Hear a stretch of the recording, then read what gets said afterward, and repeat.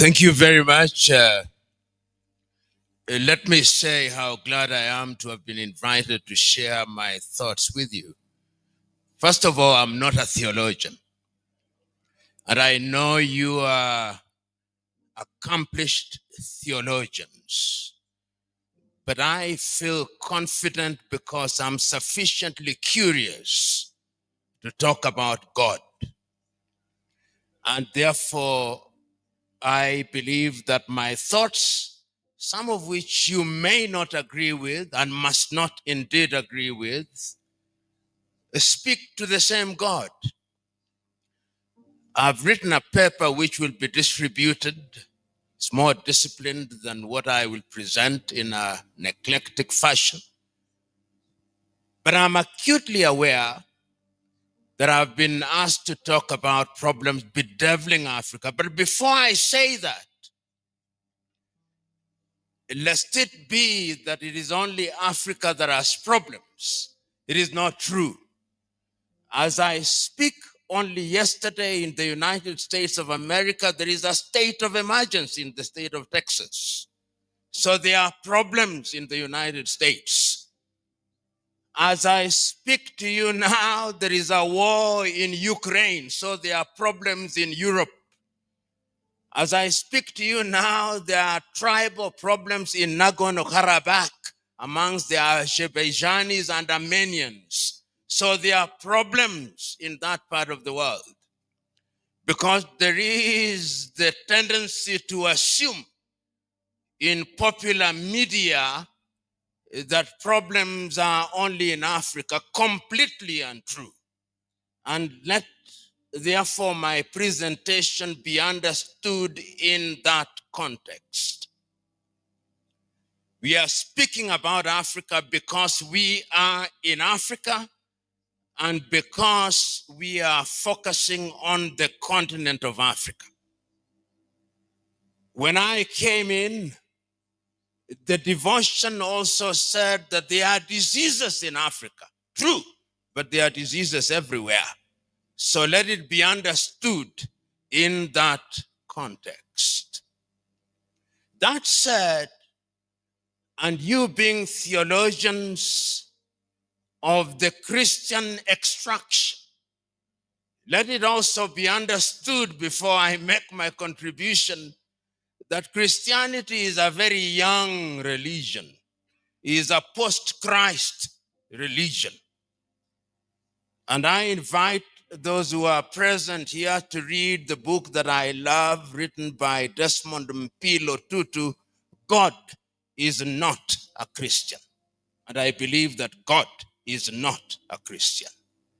Christianity, from my theology, is a human construct created after Christ was assumed into heaven. Controversial. That is the standpoint from which I come. I profess Christianity, but I read all holy books. I read the Hindu Gita, and I'm familiar with Hindu mythology. I read the Mahabharata. I hope all of you have read the Mahabharata, because the writers of the Mahabharata say that he who has not and she who has not read the Mahabharata has read nothing. And I agree with him. The Hindu Mahabharata was written 5,000 years before Christianity and is 11 times longer than the Christian Bible. And when I talk about the Christian Bible, I mean the Bible that includes the 12 deuterocanonical books, sometimes referred to as the Apocrypha. And when I watch the Hindu Mahabharata, I begin to see theology, because the characters in that book attend a school under a tree, a banyan tree, and they are being taught theology. I urge you to read the Mahabharata. When I talk about theology, I'm also talking about theology before Christianity. And many of you will have read the works of Socrates, the works of Plato, the works of Aristotle, from whom St. Thomas Aquinas borrows very heavily.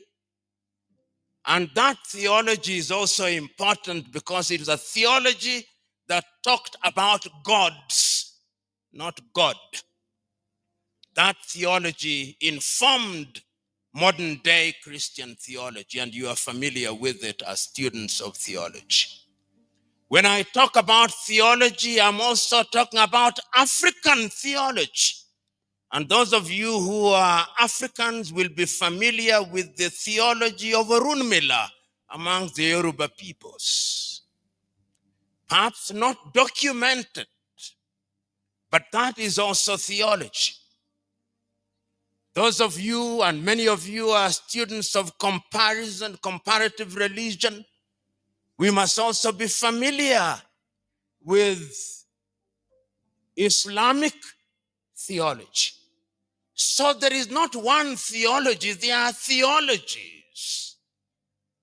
And if one comes from that standpoint, one must therefore be very humble. I'm one who presently very slow to talk about denominations.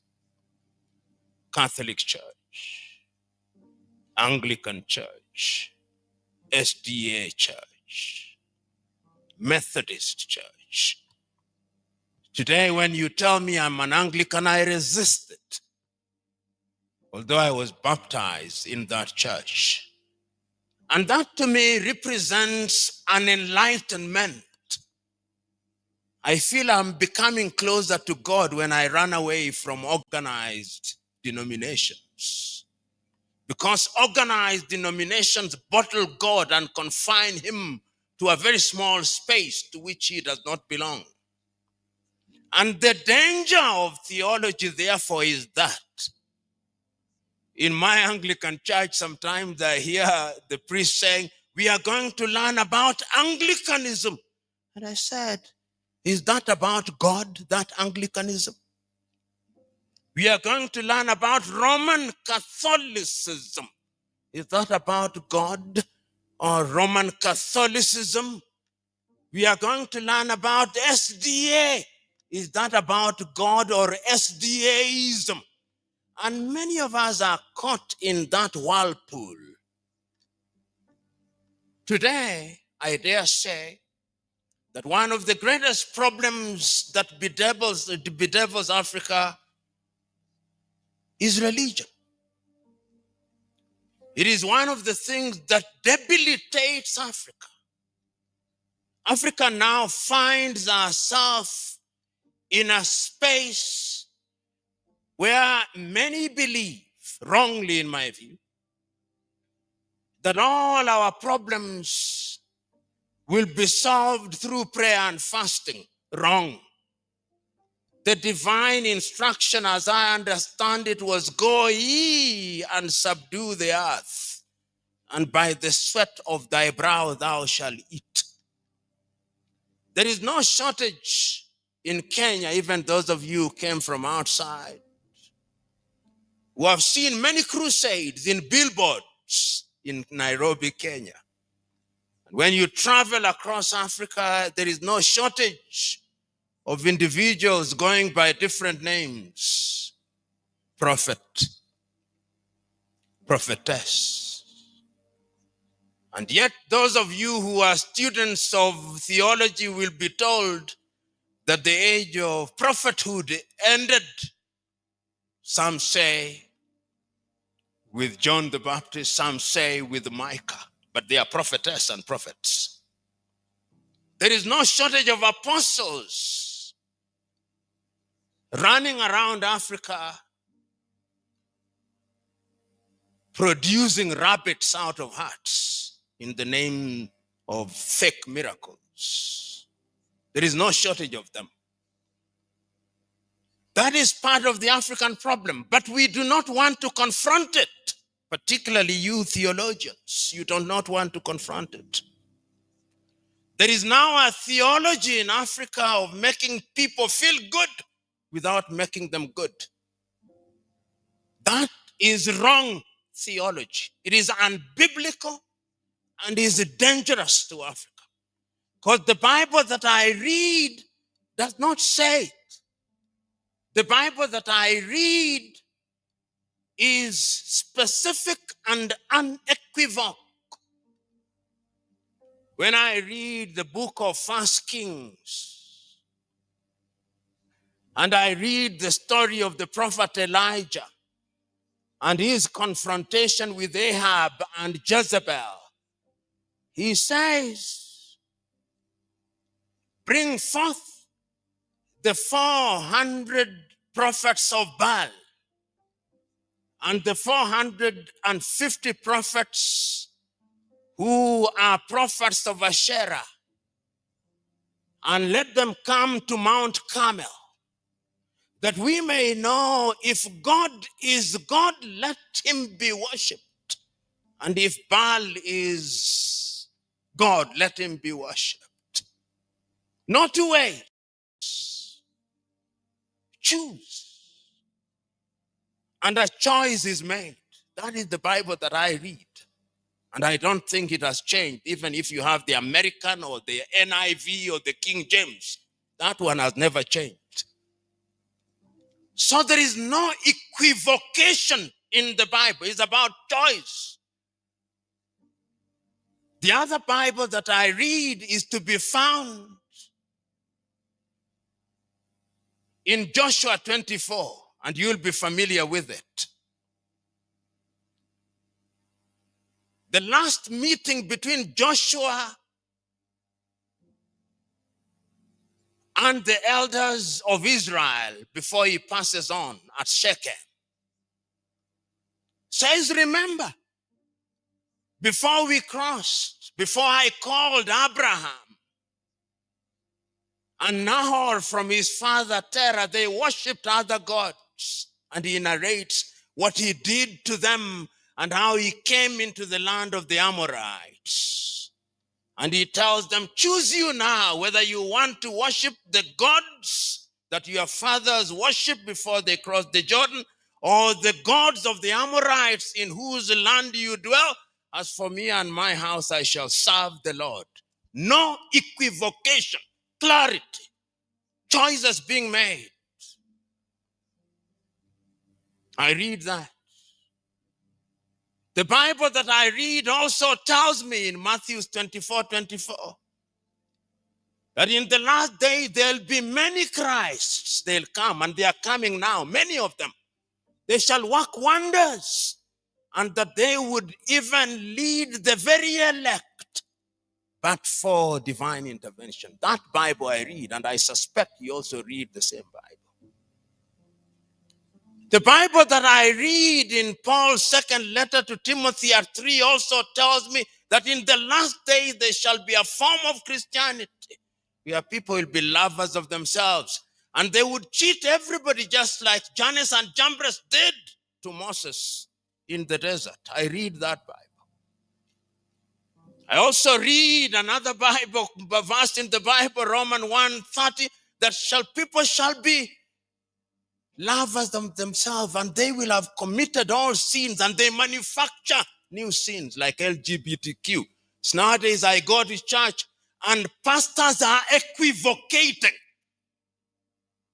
My own church, I saw in England, the clergy coming complete with a dog's collar, apologizing for people who are engaged in LGBTQ, saying that God loves them. Yes, he does, but God does not love sin. And the last time I checked, and the Bible has not been revised, one of the reasons why Sodom and Gomorrah was destroyed was because they engaged in those. So, when you ask me to talk about the role of theology and the problems bedeviling Africa, I'm situating my presentation in those biblical verses, which are clear and unequivocal.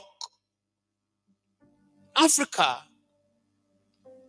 and Africans, like all peoples, face numerous problems. And human beings face numerous problems. We seldom forget, but we must never forget that this continent and our people were enslaved. We must never forget that. You must never forget that 18 million Africans were taken from the eastern part of Africa into the Arab world, and men were castrated. You must never forget that. Because the effect of it is with us today. We must never forget that over 12 million Africans were taken to the Caribbean, taken to Europe and America. We must never forget that. We must never forget that in Southern Africa, the apartheid regime was underwritten through verses from the Bible by the Dutch Reformed Church. We must never forget that. Upon a theology based in the Bible. Fact. We must never forget that the Roman Catholic Church was involved in slavery, and they have apologized for it. We must never forget that the Church of England was involved in slavery, and they have apologized for it, using the Bible. Theology. Slaves, obey your masters like you obey Christ. In the Bible. Not revised. You go and read it. There is a verse like that. So when we talk about theology and African problems, we must remember that the effects of slavery are alive and with us today. When slavery was gone, it is Christians again, William Wilberforce. And I can, through history, see him standing in the House of Commons saying that slavery should be abolished, but that Africans should not be freed even when slavery is abolished and slave trade.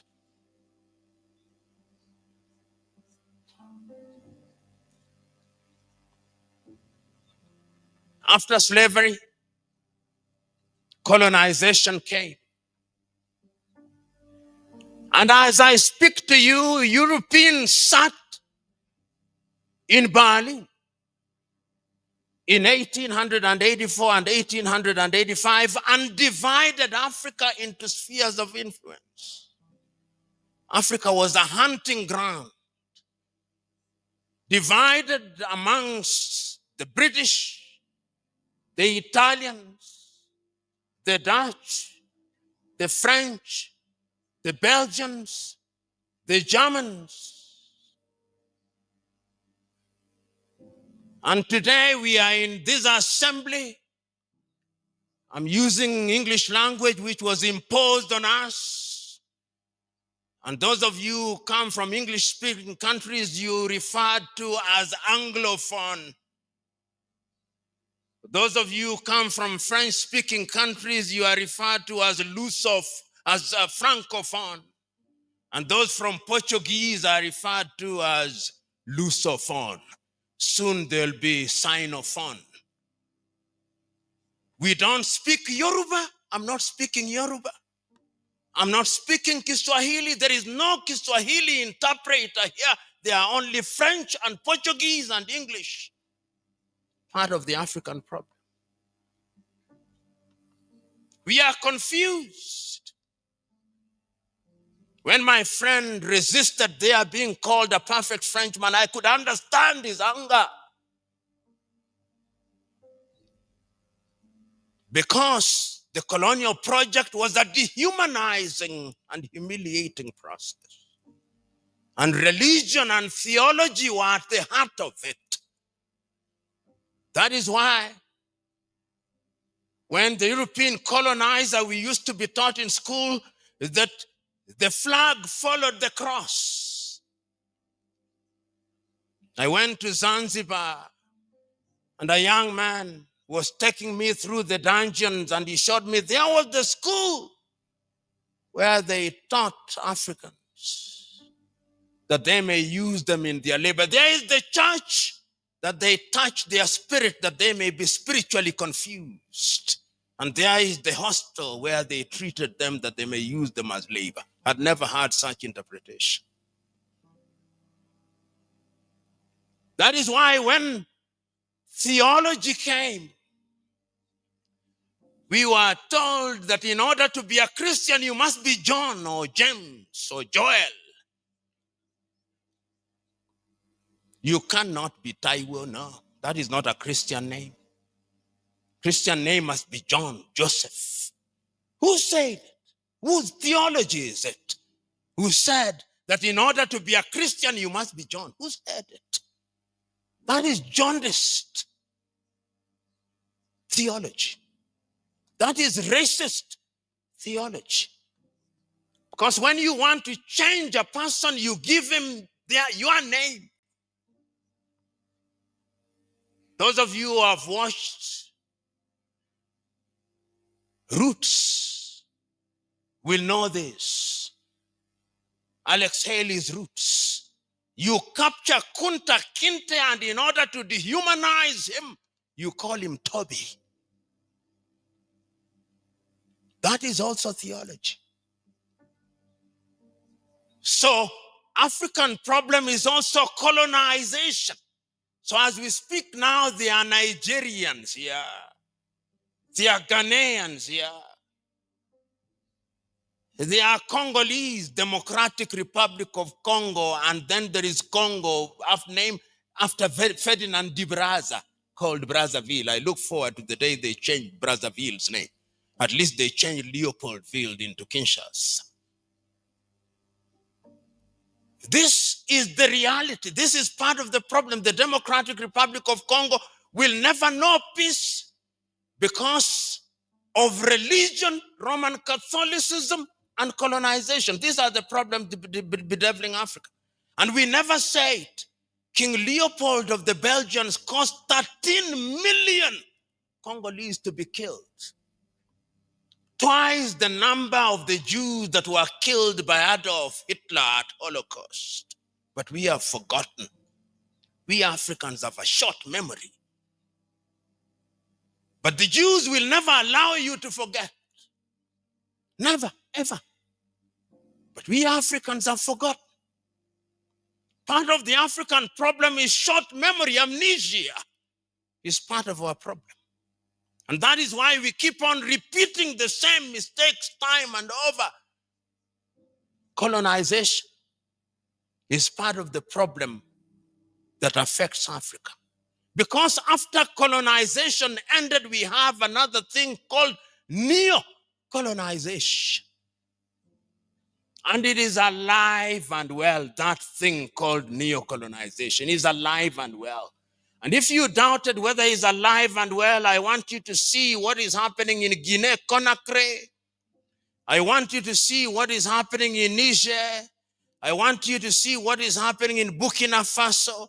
I want you to see what is happening in Chad. And I want you to see the arrogance of the French president when he says, my ambassador shall not leave, my bases shall not be removed. At least yesterday he capitulated. The neo-colonial project is alive and well. Did you hear the voice of the church throughout what is happening in Guinea-Bissau? No, the church is silent. The church is complicit.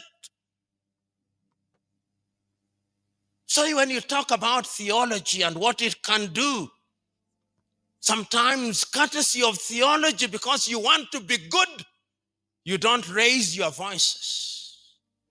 The last time I checked, John the Baptist's voice was alive and well in the wilderness. Where is the voice of the church amidst all this? Africa's problem is also neo-colonization, is the from slavery to colonization to neo-colonization, which is an ongoing project.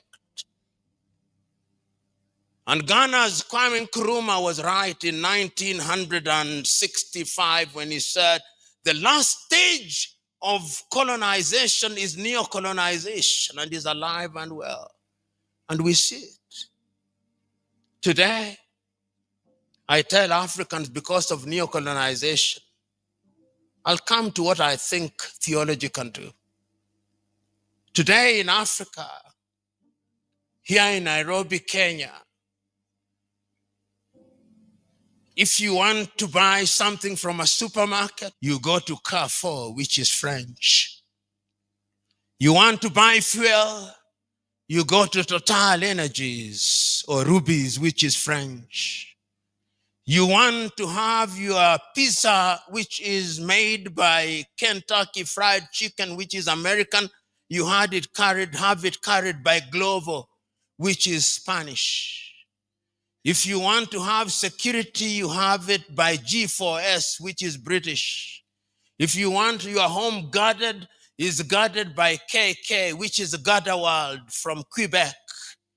If you want to have chicken, it's Kentucky Fried Chicken. If you want your airports managed, is Swissport from Switzerland. That is the state of Africa. Consuming what we do not produce and producing what we do not consume. Just look at it. That is it. And when you are in that state, you are a slave. When you are in that state, you are dehumanized. When you are in that state, you are not behaving as if you are made in the image of God. If you run across Africa, there is no shortage of organizations which are designed to debilitate Africans through NGOs, USAID. Right now, they are busy dropping food in Sudan and Somalia. UK Aid, Danida, GIZ. There is no shortage of them, and Kwame was right again. The colonialist comes under different guises, but they kill your spirit to survive. So Africa is bedeviled by all these things. And until the scale falls from our eyes and the wax melts from our ears, we will not go anywhere. So what can you do amidst all these things? What can religion do? What can theological schools do? Can they do anything that is useful? Can they change people's lives? Can they empower people? The Bible can be disempowering, and the Bible can also be empowering. You know, several years ago, when my child was young and wanted to be baptized, I went for preparation. She had not attained the age of majority. She was 1. And my provost at the All Saints Cathedral asked me whether I believed in child baptism. I said, I don't. It's not biblical. There is nowhere in the Bible where anybody was baptized as a child. And if it was biblical, Christ would have been baptized as a child. Then he said, why do you bring your child? I said, because I know you people. When my child comes here as an adult, you'll ask her, why were you not baptized? So she got baptized, but I said it has no biblical basis completely. This is man-made. Then they say, but they used to dedicate the children. I say that was Jewish tradition. Christianity has roots in Judaism, but it's not Judaism. So the Bible can be misinterpreted. Another time, I'm invited to speak to politicians here in Kenya. And when they have read, they say that all leadership comes from God. I said, no, it's not true. There's so many crooks in leadership in Africa and elsewhere, they could not possibly be coming from God. Then they say, but it's biblical. I said, the book of Romans was written by Paul in the year 1577 to 1508 AD, 57 AD, 58, when he was going to Rome on trial. And some of the things are not inspired. They were informed by the politics of the day. He was softening the rulers in Rome, but it did not help him. When he arrived there, he was arrested, detained, and he was executed.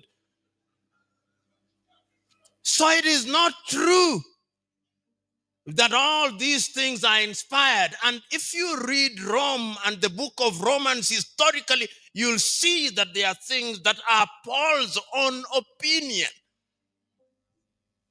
And you who are theologians may debate about it. I'm giving you these because I'm now coming to the theology of it. You may now know that there is a committee that is doing the rounds in Kenya, which is collecting views about religion and how religion should be regulated because of an incident called Shakahola. I appeared before them. And during my presentation, I made this statement, and the chairman almost jumped out of his seat. I said that the Nicene Creed was a political settlement. He said, that is heretical. He must have said that from his body language. And I said it was political. Then the person said, why? When in 324 AD, they invited the 100 or so many bishops in Nicaea, only 80 attended. You theologians know. And how the Nicene Creed then came about, that the Spirit proceeds from the Father and the Son, was a battle between Arian and Athanasius. And Athanasius won the day. And even now, I told him, in the Eastern Orthodox, the philo key is removed. And you don't say the Spirit proceeds from the Son. It says proceeds from the Father only. It was a political settlement. Then he said, but why are you saying this? I told him, because I'm a Christian of Berea. The Christian of Berea questions. And Paul is him who says in Acts of the Apostles that why he liked the Bereans, when the gospel has been preached to them, they went home and asked, we heard you saying all these things. We are fact-checking you. We are fact-checking you. Because we now have a theology in Africa particularly, and in the world, where preachers of the gospel are busy writing little explanatory books about the Bible, and their congregation reads those books rather than the Bible. The joy of many preachers today is that I've written 20 books. Read my books, and they don't say buy my books. They say donate. Deception. Just be right. Say buy my books. And if you ask people whether they have read the Bible, many have not. I did a challenge. I'll not do it here because some of you will fail. I told in a congregation, I want you to recite to me the Lord's Prayer without referring to any book. Out of 10, only 2. Then I said, I want you to tell me the 10 commandments in the order in which they were given. Only 2. Only 2. But say what the pastor has said in his book about the last days, they can memorize everything. In the last days, Matthew 24:24, there shall be many Christs, and they shall mislead many, even the very elect. So the question is, with all these problems facing Africa, education, health, bad governance, and all these things, in Africa, we have some of the lowest quality politicians. African countries say that they are democratic, they are kakistocratic. And kakistocracy is a government of the very worst. You are led by your very worst. That is kakistocracy. If you combine that with kleptocracy, which is a government of thieves, then you can see why Africa continued to punch below her weight in all areas. We continue to do so. So that many Africans have now surrendered. What they are remaining with is prayer and fasting. Africans pray for what they can work for. That is not the divine instruction. Paul was still making tents.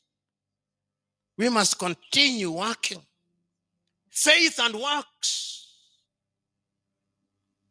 We have converted God into an operator of a lottery and a casino, where upon tithing, then you will get more. You say tithe and you'll get more. That is why you have all these dangerous things that are now emerging even in Christianity. Extremism. We have had Shakahola where people died here in Nairobi. I hope you've been told about 300 dead. And some are still being counted. In the olden days, not too long ago when I was a young boy, you had the Reverend Jim Jones of Guyana, outside of Africa, the Branch Davidians in Texas, in Waco. And many of these fellows are running riot. And African theology has always been there in an attempt to interpret religion and Christianity in a manner in which is in conformity with African realities. We had the African independent churches here before independence. They are still there. They are trying to understand Christ. Because in Christ's mind, there are no Jews, no Gentiles, no men, no women. That is the Christian theology. No Jew, no Gentiles. Those of you who are from the Democratic Republic of Congo will know of this, sometimes known as Kimpavita. And her theology, he was trying to make people understand Christ from a Congolese environment. If you have not read about Donna Beatrice or Kimpavita, go and read about her. She was burnt on the stakes by the colonialists, just like Jean d'Arc. Many of you who are from Congo will also remember Simon Kimbangu. In prison, died in 1951 in prison. Kimbangu was also trying to come with a theology that responded to African reality. I'm now trying to suggest to you that theology can be useful, but theology must be decolonized. If we don't decolonize theology, then we will continue to believe that the theology handed down to us is what is going to solve our problems. And permit me to be a little bit unsettling. You know, when you look at the Anglican Church, I understand how it was created. King Henry VIII wanted to annul his marriage with Catherine of Aragon in order to marry Anne Boleyn and establish the Church of England. And for it, St. Thomas More was executed. That is not a very good beginning. As we speak now, the head of the Anglican Church is the King of England. That is the titular head of the Anglican Church. established. Now, if you want that theology where the head of the Anglican Church is my head to solve my African problems, can they solve my African problems? No. When they are now saying that before they give African aid and ask Uganda, they must follow LGBTQ. I personally was the victim of a demonstration in South Africa because I had spoken firmly and unequivocally against LGBTQ. When I went to deliver a lecture at Cape Town University, there were demonstrations against me on the 29th of May. But I said, that is what I believe in. And we must not equivocate. We must not, in the name of political correctness, now say, oh, because we want IMF and World Bank to help Africa, therefore we must say, but God loves everybody. Yes, indeed he does. But he tells you to do things in a particular way. If we allow aberrations to be mainstream, then there is no sin. We are getting into a level where there is no untruth. Everything is right. Everything depends. That is the theology that is now beginning to emerge from Europe and America. He's going to be the dominant theology. And he's going to have everything pegged on it. Uganda has had aid cut from it because the Ugandan president has spoken about it. We are still talking about the problems bedeviling Africa.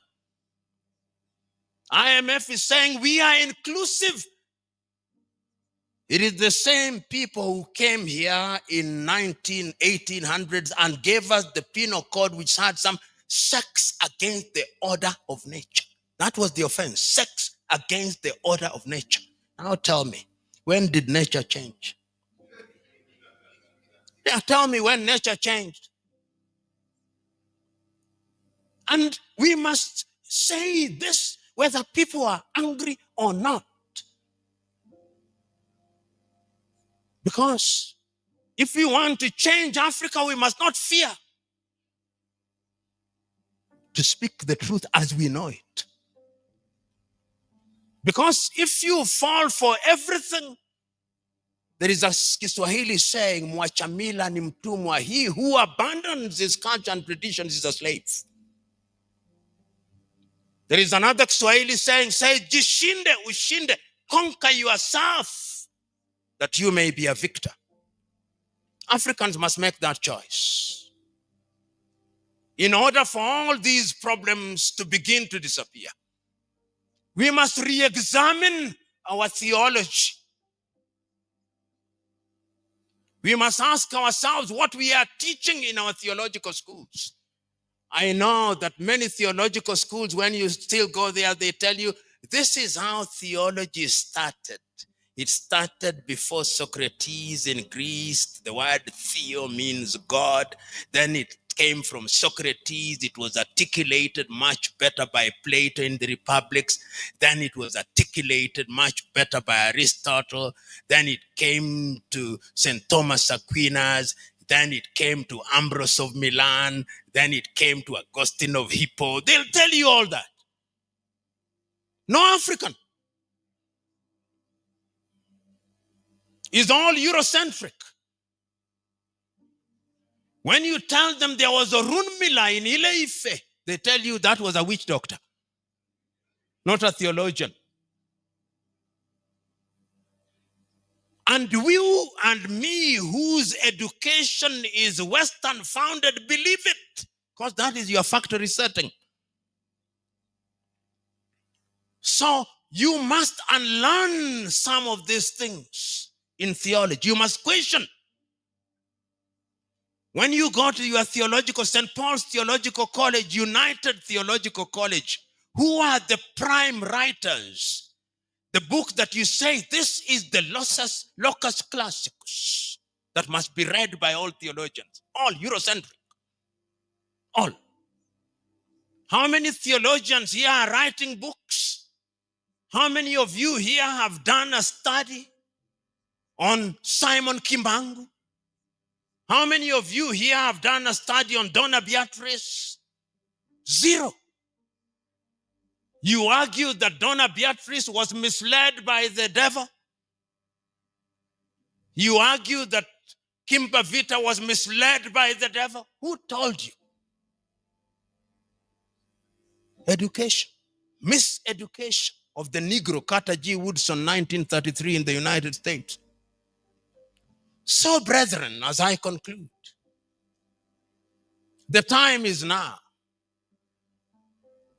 for theological schools to be the salt in the society, to be the light.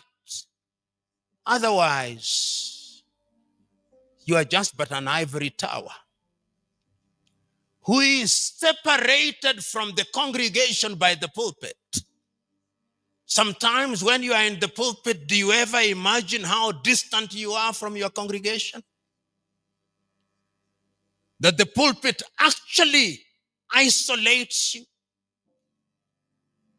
Do you ever think that when you wear the garbs, they separate you? And that is Pharisaic? Do you ever imagine, and I'm saying this noting that some of you are wearing the dog's collar, that the dog's collar, if you are not careful, separates you from the congregation? If you are not conscious of these things, then there is a problem. Because the theology that comes must be based in the Bible. Who amongst you is the greatest? He who is last shall be first. Is theology about the bread? You'll ask me many questions, and I'll answer them to the best of my ability. But I want to conclude with this particular one. Why do you think that Christ fed the 5,000? Christ must have realized that when your body is not nourished, the soul cannot receive information. That is my interpretation. So the body must be fed so that the soul is ready to receive. The theology in which you are engaged must do that. If it does not do that, then it is sterile theology. Thank you very much.